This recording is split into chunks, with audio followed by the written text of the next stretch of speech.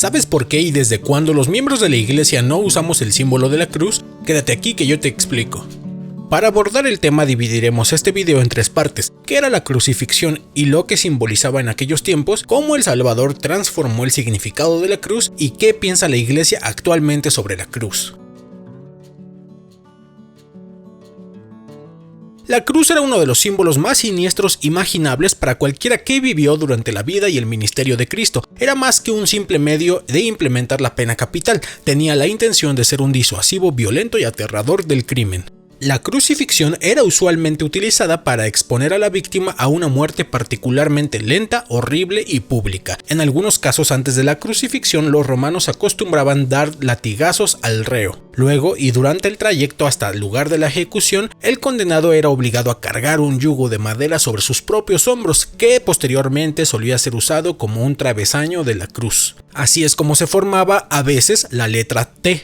Flavio Josefo describe: se divertían clavando a sus prisioneros en diferentes posturas. No vamos a dar detalles de la tortura, posiciones, efectos en el cuerpo o maneras de morir. Si quieres profundizar en el tema, puedes simplemente googlearlo. Solo diremos que la posición de la persona o la cruz, incluso la ubicación de los clavos, variaba mucho de acuerdo al lugar y a la macabra imaginación de los verdugos. En el específico caso de Jerusalén, donde el pueblo honraba el día de reposo, si los romanos crucificaban a alguien en viernes, tenían que atravesarlo con espadas, lanzas o martillarles las piernas para asegurar que el reo muriera. Tenemos que tener en cuenta que la mayoría de las crucifixiones eran a nivel de suelo. Aunque se han encontrado evidencias de que los asirios fueron los primeros en practicar la crucifixión, fueron los romanos los que la darían a conocer. Hoy en día aún hay países que usan la crucifixión como pena capital, como Arabia Saudita, Yemen y Sudán.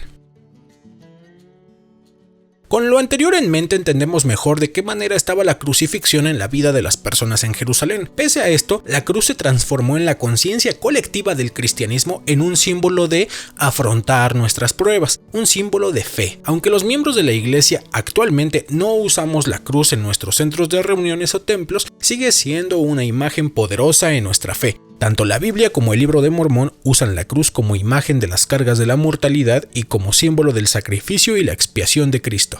Jesús enseñó en la traducción de José Smith de Mateo 16, 25 al 26: si alguno quiere venir en pos de mí, niéguese a sí mismo y tome su cruz y sígame. Y ahora, para que el hombre tome su cruz, debe abstenerse de toda impiedad y de todo deseo mundano y guardar mis mandamientos. En Marcos 10, 21 dice: entonces Jesús, mirándole, lo amó y le dijo: una cosa te falta, ve y vende todo lo que tienes y dalo a los pobres, y tendrás tesoro en el cielo, y ven, sígueme, tomando tu cruz.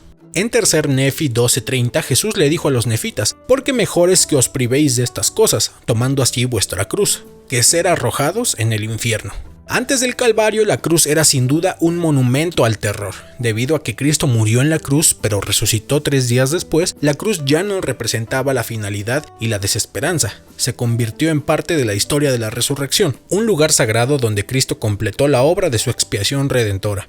Cristo resucitado derrotó para siempre el poder de la cruz para infundir miedo. En cambio, se convirtió en un faro de esperanza. Debido al toque del Maestro, la cruz se transformó para siempre. Y así es, un símbolo que en ese entonces era temido, él lo usó incluso antes de su muerte y su crucifixión como un símbolo para sobrellevar las penas.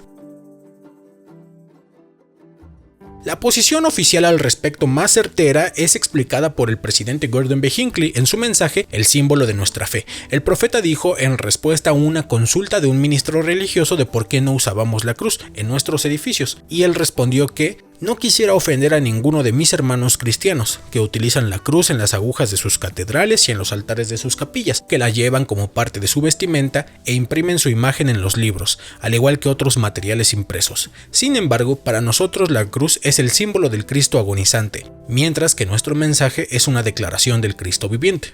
Una posición aún más extrema se encuentra en la enseñanza de Joseph Fielding Smith. En su libro Doctrina de Salvación expresaba que el uso de emblemas que representan la cruz es de mal gusto e inconsistente a la vez, conforme a nuestro concepto de adoración.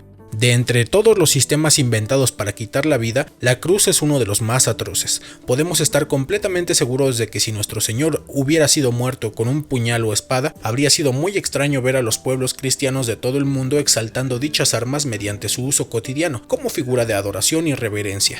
Y esto es lo que piensan muchos miembros de la iglesia, hermanos. Sin embargo, es importante notar que Joseph Fielding Smith justifica esto con sus propios prejuicios e ideas, y no realmente con lo que dicen las escrituras. Según el historiador Michael Redd, autor de la tesis y posterior libro El desarrollo de la actitud de la Iglesia Santo de los últimos días hacia la cruz, el rechazo institucional de la Iglesia de la Cruz es tan reciente como los años 50 con el presidente David McKay. Anterior a él, muchos miembros de la Iglesia usaban y promovían el reverenciado símbolo cristiano como una potente expresión de la fe personal y colectiva. De cualquier manera, según Redd, tampoco fue un símbolo usado por todos los miembros de la Iglesia, pero tampoco se le presentaba con una hostilidad o indiferencia como la de hoy. Menciona varios ejemplos de miembros de la iglesia prominentes que utilizaron de una u otra forma la cruz sin mayor tema. Por ejemplo, esta imagen es de una de las esposas de Brigham Young, la cual utilizaba una cadena del cuello con una prominente cruz. Y los dos templos de la iglesia en los cuales su planta presenta esta forma de cruz, el templo de Hawái y Alberta, Canadá. El hecho de que estos templos tenían la forma de una cruz incluso fue mencionado en discursos de la Conferencia General. Más aún, en 1916 la iglesia misma desarrolló planes para erigir una cruz gigante en uno de los cerros de Salt Lake para honrar a los primeros pioneros mormones. Sin embargo, en forma inesperada, este plan tuvo una alta oposición de parte de otros miembros de la iglesia, los cuales rápidamente criticaron esta idea y aún más acusaron a los líderes que la promovían de sucumbir frente a una agenda católica. Entrando el siglo XX se comenzaron a tener problemas con la Iglesia Católica, al grado que en 1953 el entonces miembro de la primera presidencia David McKay señaló textualmente mientras apuntaba a una Iglesia Católica que hay dos grandes anticristos en el mundo, el comunismo y esta iglesia. Un punto de inflexión fue en 1957 cuando la joyería de Salt Lake comenzó a vender collarcitos con la cruz para niñas. El obispo presidente de la iglesia decidió preguntar al presidente McKay si era apropiado o no para las chicas santos de los últimos días el comprar una crucecita para usarla. El presidente McKay respondió dando dos razones por las cuales él pensaba que no era una buena idea. La primera era que las cruces eran una cosa puramente católica y las chicas santos de los últimos días no debían comprarlas y usarlas. Y por otro lado, nuestra adoración debería ser en nuestros corazones. Según la biografía del presidente McKay, David McKay y el surgimiento del mormonismo moderno, el presidente McKay habría desarrollado sentimientos anticatólicos cuando servía como presidente de misión en Europa en los años 20,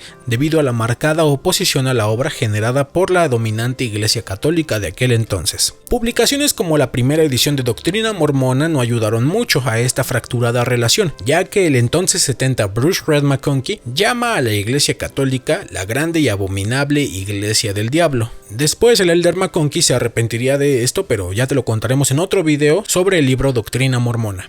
Aunque este rechazo a la cruz ha disminuido con los años y la iglesia ha mejorado su relación con la iglesia católica, muchos miembros de la iglesia aún tienen sentimientos de molestia hacia la cruz. Sin embargo, Jesucristo usó la cruz como símbolo para superar las pruebas y desafíos de la vida. La guía del estudio para las escrituras dice: en el mundo actual hay muchas personas que consideran la cruz como símbolo de la crucifixión y del sacrificio expiatorio de Cristo. No obstante, el Señor mismo ha establecido los símbolos de su crucifixión y sacrificio, el pan y el agua de la Santa Cena. En las escrituras leemos que los que toman su cruz son los que aman tanto a Jesucristo que se niegan a sí mismos toda impiedad y lujuria mundana y guardan sus mandamientos. ¿Y tú qué piensas? Escríbeme en los comentarios. Mi nombre es Fernando Cavaletti. Hasta la próxima.